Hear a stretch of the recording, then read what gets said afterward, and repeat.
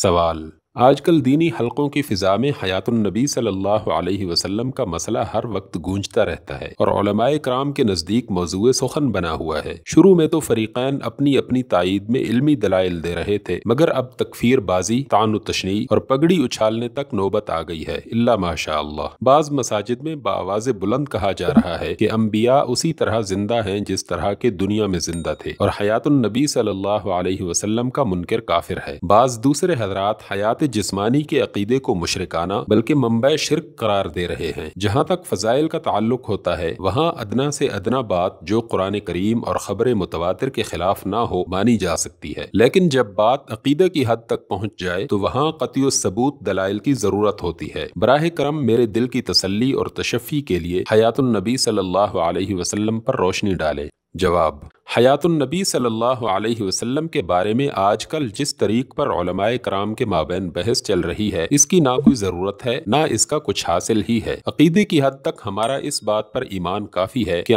حضور صلی اللہ علیہ وسلم اللہ تعالیٰ کے نبی ہیں اور آپ کی ہدایت ابد تک کے لیے کامل ہدایت ہے۔ عمل کے لیے یہ بالکل کافی ہے کہ ہم حضور صلی اللہ علیہ وسلم کے اسوہ حسنہ کی پیروی کریں، جسے معلوم کرنے کی خاطر قرآن اور حدیث اور سنت ہمارا مرجع و منبع ہے۔ اب آخر اس بحث کی حاجت ہی کیا ہے کہ نبی کریم صلی اللہ علیہ وسلم اس دنیا سے رخصت ہونے کے بعد کس معنی میں زندہ ہیں، برزخی اور روحانی حیات ہو یا جسمانی حیات؟ بہرحال اس امر واقع سے انکار نہیں کیا جا سکتا کہ حضور صلی اللہ علیہ وسلم کا 11 ہجری میں وصال ہو چکا ہے۔ امت کی ہدایت کے لیے آپ بنفس نفیس ہمارے درمیان موجود نہیں ہیں، اور آپ کا اتباع کرنے کے لیے ہمیں آپ کی ذات اقدس کی طرف رجوع کرنے کی بجائے قرآن اور حدیث ہی کی طرف رجوع کرنا ہے۔ حیات برزخی یا حیات جسمانی کی بحث کا کوئی بھی فیصلہ ہو، اس سے اس امر واقع میں کوئی فرق پیدا نہیں ہوتا۔ پھر یہ بحث اس لیے بھی غیر ضروری اور لاطائل ہے کہ ہم اس خاص معاملے میں کوئی متعین عقیدہ رکھنے کے لیے اللہ تعالیٰ اور اس کے رسول صلی اللہ علیہ وسلم کی طرف سے مکلف ہی نہیں کیے گئے ہیں۔ اگر کوئی مسلمان اس مسئلے سے بالکل خالی الذہن ہو یا اس میں رائے قائم کیے بغیر مر جائے تو اس کے ایمان میں کوئی نقص واقع نہ ہوگا، نہ آخرت میں اس سے پوچھا جائے گا کہ تو نے حیات النبی صلی اللہ علیہ وسلم کے برزخی و جسمانی ہونے کے بارے میں عقیدہ کیا رکھا تھا۔ قرآن و حدیث میں کوئی ایسی واضح اور قطعی ہدایت اس باب میں نہیں دی گئی جو ہمیں ایک خاص عقیدہ رکھنے کا پابند کرتی ہو۔ نہ یہ مسئلہ صحابہ کرام کے درمیان زیر بحث تھا، نہ